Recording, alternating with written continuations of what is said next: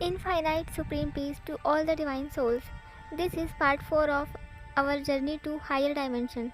In the previous videos, we have talked about Bhulok, Bhuvarlok, Swarglok, Maharlok, Janlok. Now, Taplok.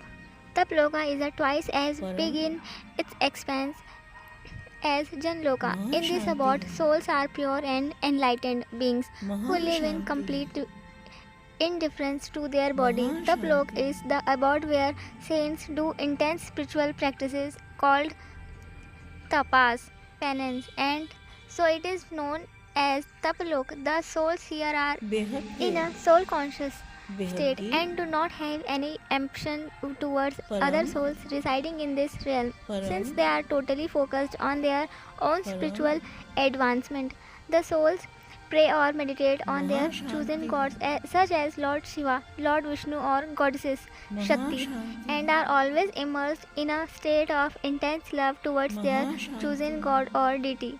Taplok is located 4 crore yojans above Dhruvaloka. In this dimension, there is a huge time difference. One day in Taploka equals 10,000 years on earth.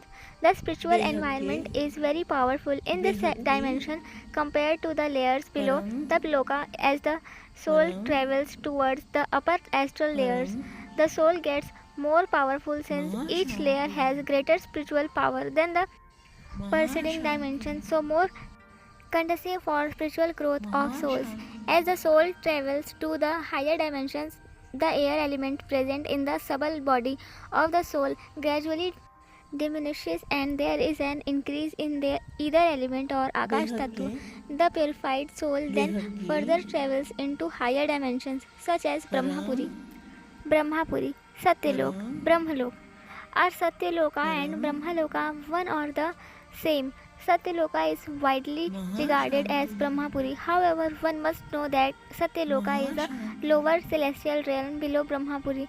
This means that there are several dimensional layers in any of these higher planetary spheres. Satyaloka is in the lower layer of Brahmalok. The ascetic souls reside here in Brahmalok. Lord Brahma resides with his consort goddesses Saraswati. Lord Brahma is responsible for the creation of all living beings in this Brahmand as well as the creation of Brahmapuri.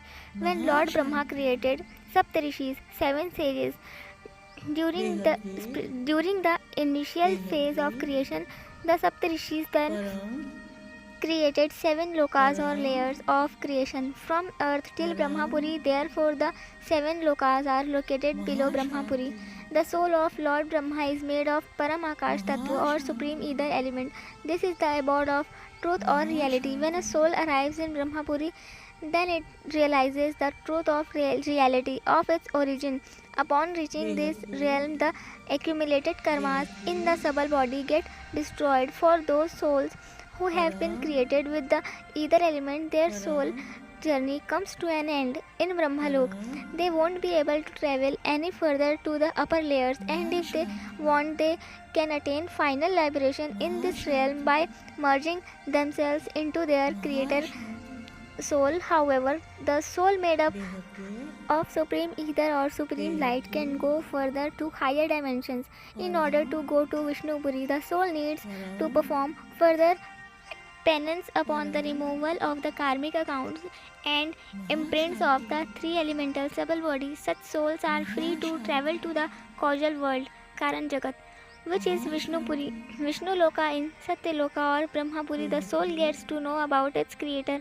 Therefore, such powerful souls make efforts to reach their creator soul. There is a vast difference in the passage of time in Brahmapuri or Brahmaloka and on earth. 1 second in Brahmaloka is equivalent to 1 lakh years on the earth plane, Bhulok.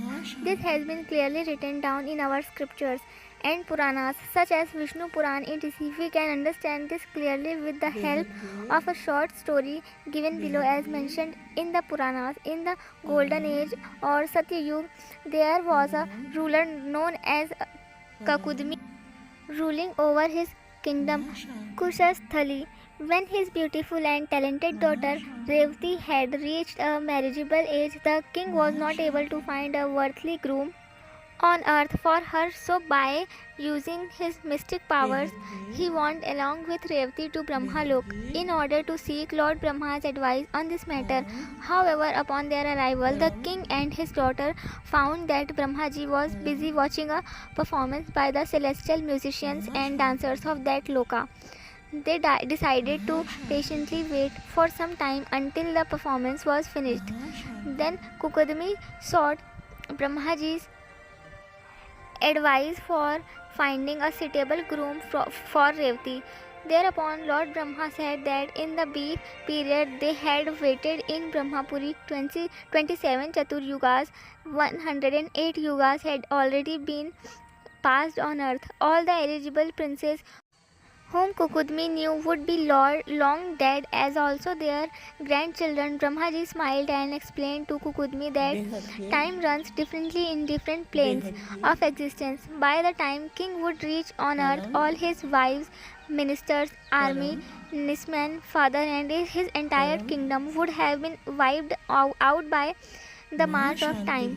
Note: if we calculate further, then we can arrive at an exact time of 19.43 minutes that the father and daughter had waited at Brahmalok. Brahmaji consoled him and advised both of them, saying that if they started at the present moment, by the time they reach earth, 28th Dwapar Yuga would be running its course and the age of Krishna avatar would have started, and he recommended Lord Brahma, who was a divine incarnation of Sheshnag, as a suitable groom for his daughter Princess Revati, so that Kukudmi would attain moksha at the hands of Lord Shri Krishna. King Kukudmi was taken aback and shocked by this unexpected turn of developments. As soon as they reached earth, King Kukudmi gave away his daughter to Lord Balram in marriage. There are also two more notable instances mentioned in the Puranas about time dilation. There was a rishi named Lomesh, and he had a lifespan of 15 years of Brahma's life. This means he had witnessed 5475 Kalpa Pralay. Another case is of Markandeya Rishi. Markandeya Rishi was blessed with a lifespan of 7 days of Brahma. This means a total period of 6,408 crore years, 64.08 billion years, which also means that the Rishi would have seen 7 Kalpa Pralay cosmic events in his lifespan. So these instances are the proofs of time dilation and time travel as recorded in our scriptures. Passage of time changes as we change the dimension or layers of creation, which is evident from these instances which science now tells time dilation.